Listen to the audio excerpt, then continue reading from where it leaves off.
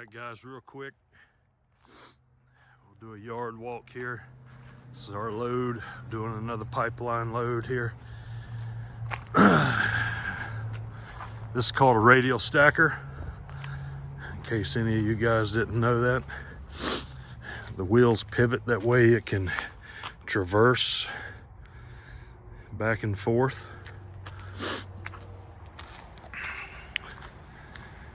So we're here in a hole. It's always good to be in a hole, as long as it's the right kind of hole. Either one that's paying good or one that feels good. So maybe a little much for some of you, but that's just the way it is. So these guys are clearing out. They clear pipeline right away, and we are loading. We are loaded, getting ready to pull out. You guys seem to like the yard walks, so that's what I'm gonna do. So this is a grinder.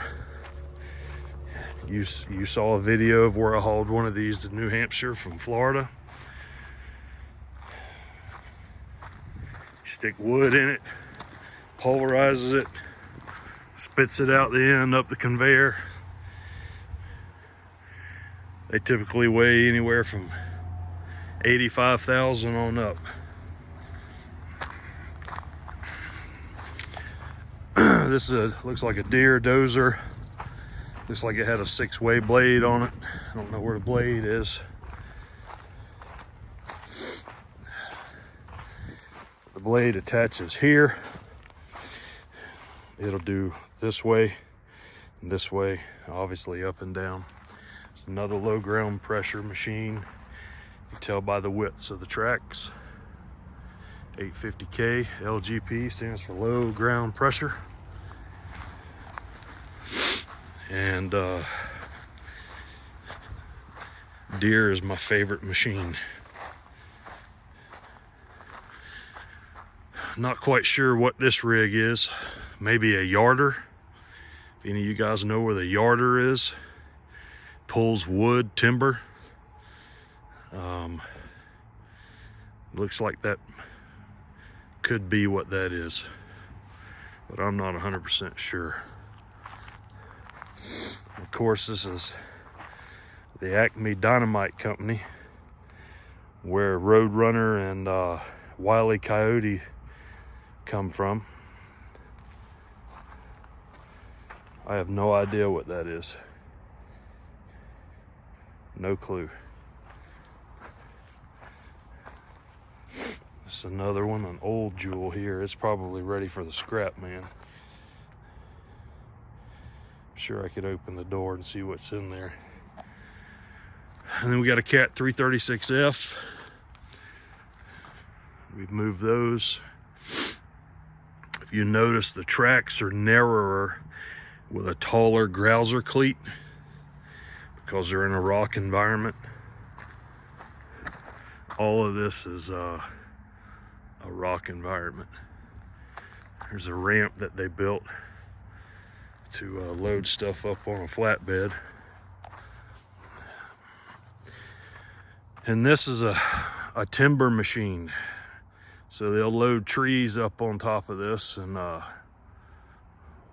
bring them out of the bog hole.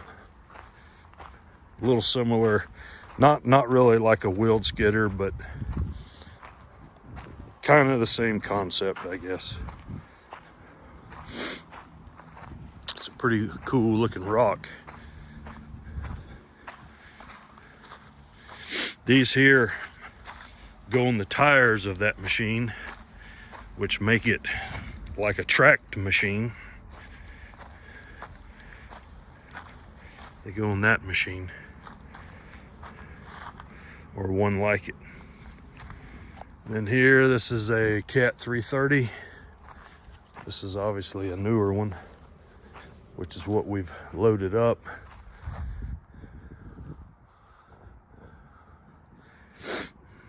They haven't even really scratched the bucket that much. Still got all the paint on it. Been using it a little bit. Another Cat 330. This one's got a grapple on it. And again, these guys clear right away for pipeline, oil and gas. So they're kind of like a logging company, I guess. Or at least this crew is. A D7R.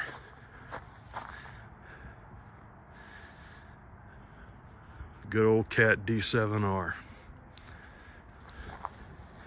This is the C, called a C-frame here. So you can angle the blade 3 positions. But that's about it. The Cat D8R. You've seen us move those D8Rs and D8Ts. That one looks like it's been sitting a while. Pretty nice machines.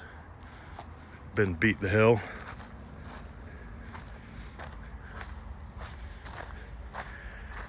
And that's an old crane sitting over there that we hope we don't have to ever mess with, because it looks like it needs a cutting torch and sent to the scrap pile.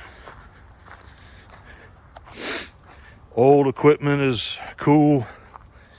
It's hard to make money with it though. D6R with a C-frame. This one's kind of an oldie.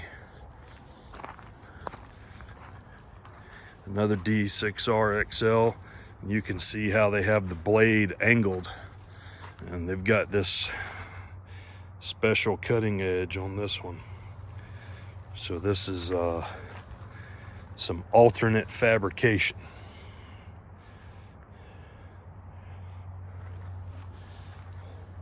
So that's pretty interesting.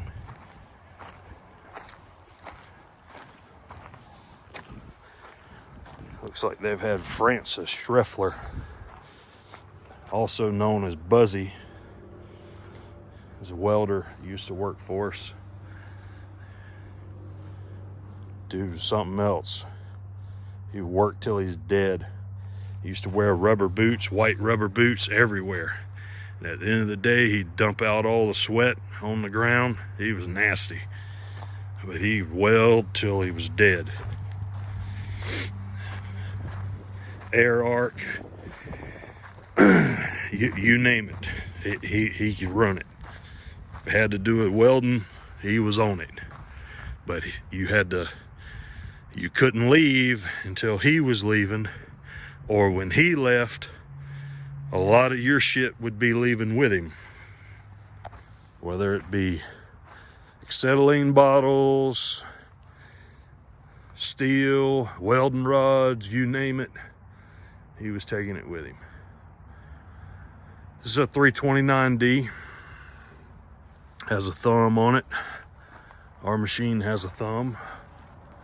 And this machine's got something that looks like winches up on top there. Yeah, that's exactly what that is. Right there, those are 2 winches. And then this, the dipper, has got some type of connection here, probably to put a pulley on there for those winches, a sheave. And then this is a Rolex, a presidential Rolex with diamonds. 210 LC Hyundai Rolex. And it's got winches on it and a boom. So quick story about a Hyundai. Back when me and my wife were dating 30 years ago, she had a Hyundai car. And it had a carburetor. Most people don't even know what a carburetor is, but you old timers will. And hers had problems, and I was going to rebuild her carburetor because they didn't want to run over 45 miles an hour. And I pulled that carburetor off, and it had like 17,000 vacuum lines on it. And I was like, holy shit, I've never seen a carburetor like this. So, you know, we got that put back together, and then it would run like 30 miles an hour. And she was coming to meet me, and it took her like 2 hours to get there. She was pretty upset. Of course, you know, I didn't get no love out of that, right? And so I had to get her a car. So we got her a new Chevy Cavalier, because we were poorer than poor. When we first got together, when I started in the ready mix business, we both lived in a shitty apartment that had the AC in the attic, and it would drip water on the ground.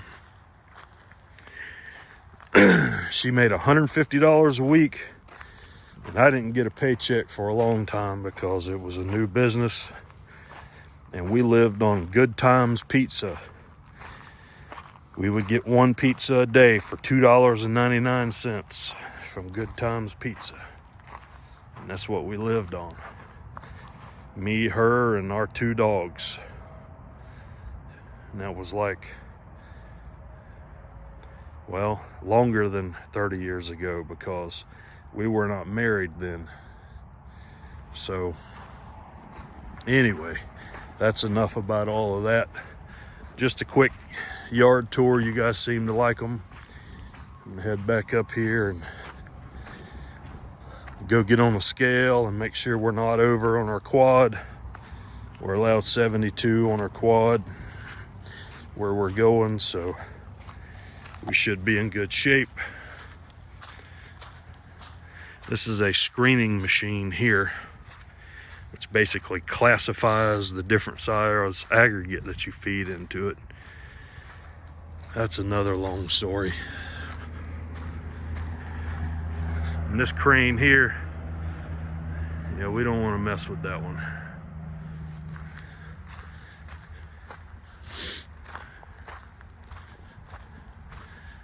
There's a couple dozer blades. This looks like an air curtain incinerator. That's for when you clear land, you dig a pit, throw the wood in there, start a fire, and this creates an air curtain that blows air into the fire. That makes it exceptionally hot, so it burns a lot faster. 4 dozer blades. There's the 6-way blade to the deer right here. Yep, this is air curtain incinerator. So this thing here forces air down into the pit. This thing has got a big blower turbo kind of deal that pushes a lot of air. And I don't know if you can see down in there, but it's got a big fan blade, and that's how that works. Air curtain incinerator. So that's it, guys. Here's another attachment for air curtain incinerator. So we are going to get on the road. We'll do some more videos. I appreciate you guys' comments, even the haters. It's all cool. Been hated since I was a child, so it feels like love to me. So that's it. We'll see you shortly.